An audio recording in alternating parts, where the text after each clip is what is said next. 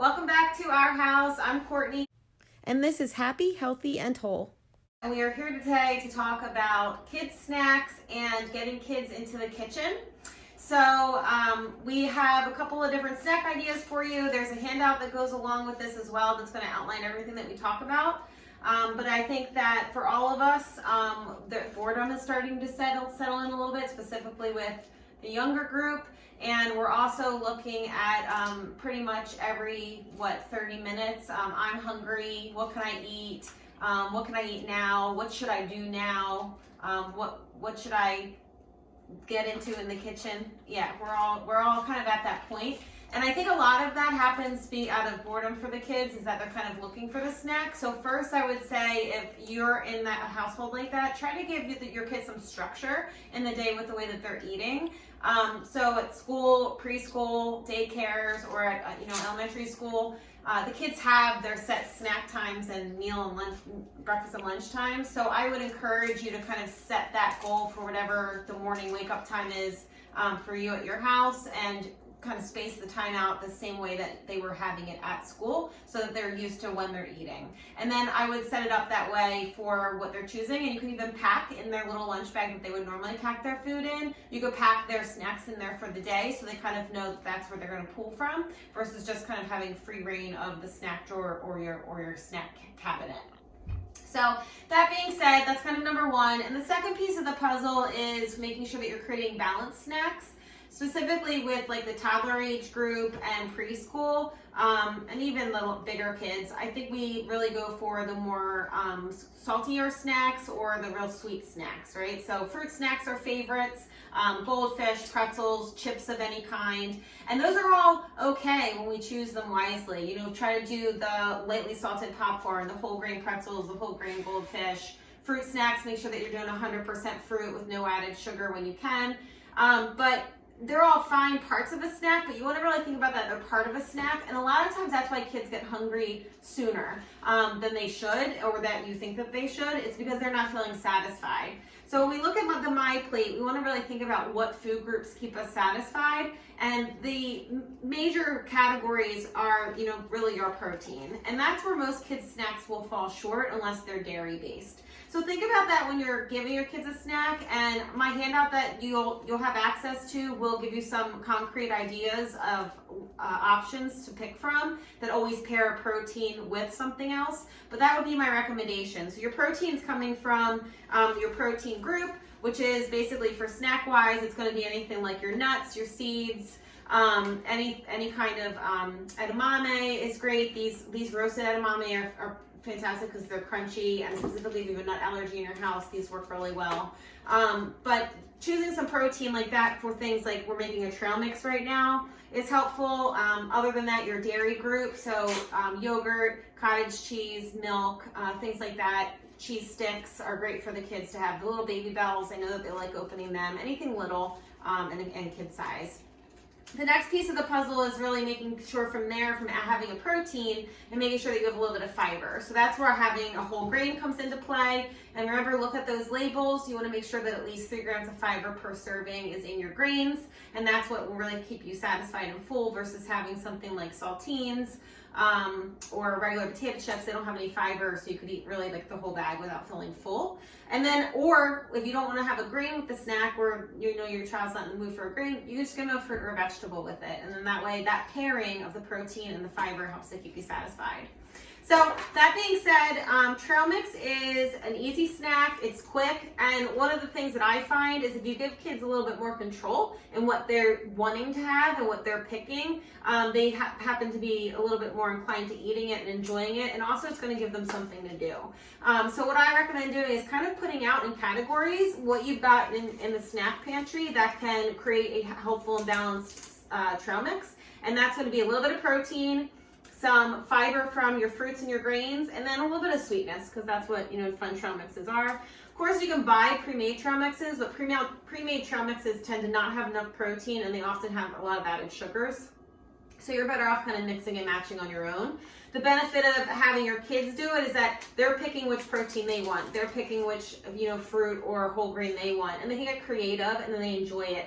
If you're doing popcorn like we have here, you're going to want to use the sandwich size bag. Otherwise, you can just give them the little snack size bag and have them fill it up and make sure that it's just an equal quantities of each of these 3 categories. And then that way this is a perfect snack size for them. And really you can do it for you too. If you're doing it for yourself, just keep in mind that it's a 1/4 cup of each category. And that way it adds up to about 200 calories per serving, which is a good snack for an adult too. So you do a 1/4 cup of the protein, 1/4 cup of the dried fruit, 1/4 cup of the whole grain. All right, so Thaddeus is gonna go ahead and make his own little trail mix. Help yourself to what you want. Pick your protein and pick your ingredients and your items. And you can certainly do this at home too. So as he's making his trail mix, and by the way, you can do this for school time too. When your kids go back to school, at the beginning of the week, you can each one of them make up little mixed baggies for their own lunches. Keep them in the snack drawer for them to pack their own snacks for lunch as well. So let's talk about getting the kids in the kitchen. So one of the things that, we want to do is make mealtime fun. So whether you're a household that enjoys cooking dinners or not, sometimes it's a little bit of a struggle, or maybe if you have toddlers, they're kind of at your ankles while you're cooking. And so giving them some tasks that are age appropriate is helpful. So we're going to talk about, depending on what age bracket your child's in, what job that they could actually do successfully in the kitchen. So the first thing that we want to kind of hone in on is toddlers, right? So when you got your toddlers in the kitchen, of course you can give them an empty pot and a spoon and just have them stir. You could put water in there. One thing that's great is using your brushes, and you could put water in a pot and you could have them, paint your potatoes, with a little bit of water. You could have them really coat a pan for you. You could get creative and they could paint, anything. They could paint the wall with the water. But that really can keep them occupied.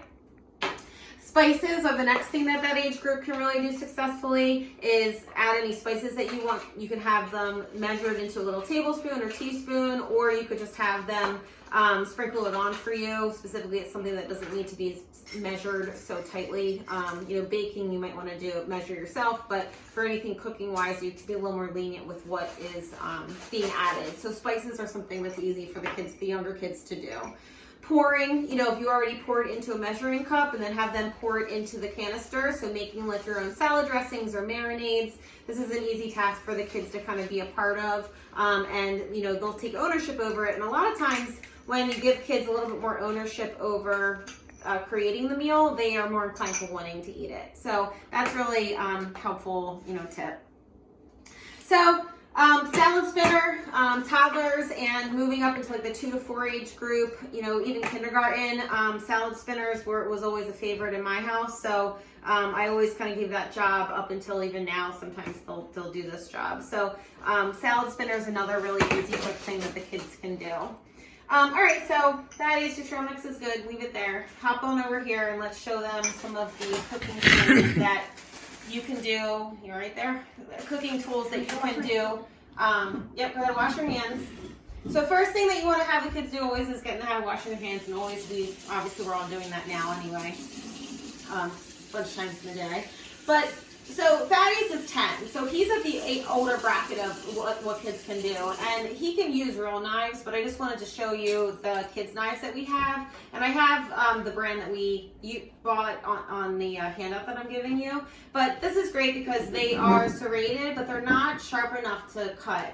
They're meant for kids, and they are grip is proper for kids to hold as well, so it teaches them how to use a knife.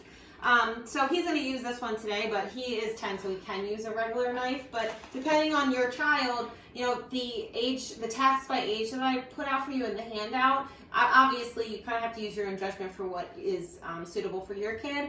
But this is kind of where we'll start. So if we're making a snack, getting them in the kitchen, go ahead, you can start doing it. Toddler, 8 to 10 years old. 8 to 10 years old and higher, you can get them to chop, dice, peel. The peelers are easy to do. So one of the things that we're going to kind of talk about, another easy quick snack for the kids, and that's filling, is using your vegetables and your fruit and pairing it with some kind of yogurt combination. So he'll dice this up real small. Say if we were making a stew or a soup, he would use that.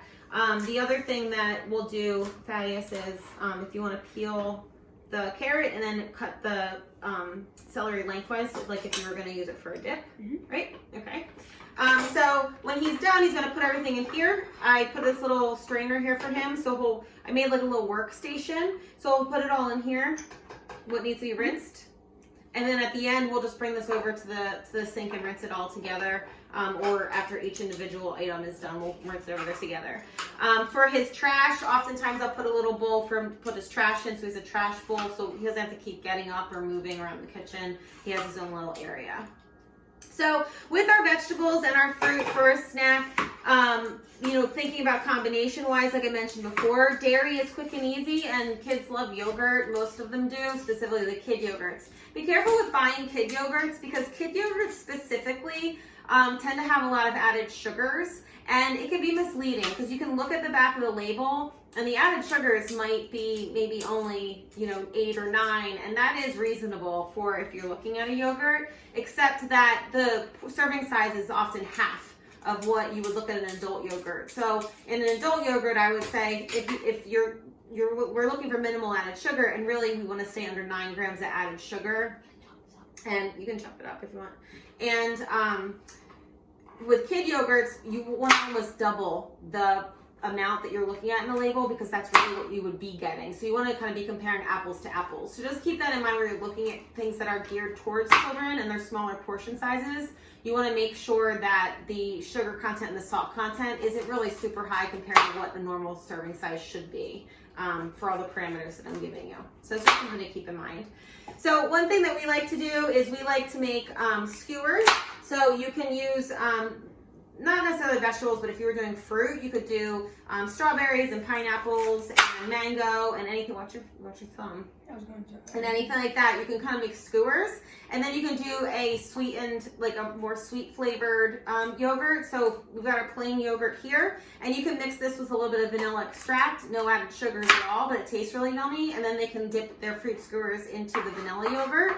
And that's filling because they've gotten their fruit, and they can make their own skewer combinations. And the Greek yogurt has twice the protein of what regular yogurt does, so it's more filling for the kids. Another thing you can add in is peanut butter. If you're a peanut butter family, peanut butter, yogurt, and a little bit of vanilla extract, it makes it actually a really yummy dip. And it's good with celery, carrot sticks, apple slices, and that's something that I would recommend doing too for something different and something filling. It's fine. Avocado, you can mash avocado and mix it in with the whole with the Greek yogurt. And that's also really flavorful. Then you can use tortilla chips or celery or carrots or anything like that with your yogurt dip. The ranch dip mix, I've mentioned this in some of my classes before. For me, like the thing with dips in general is we can eat a lot of the dip, right? One scoop with the celery, you can end up with a tablespoon and a half of dip. So you end up overdoing in the calories. But with the Greek yogurt, this whole container is only 80 calories versus 2 tablespoons of ranch dip in general is like 120. So you want to be able to eat this whole container and be more satisfied than 2 little tablespoons of regular ranch dip mix.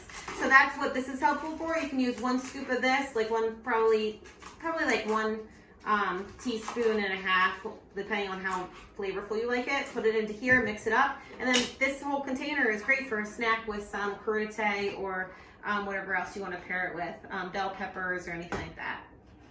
So just some different ideas for combinations for dressing up your plain yogurt so it's a little more fun to eat.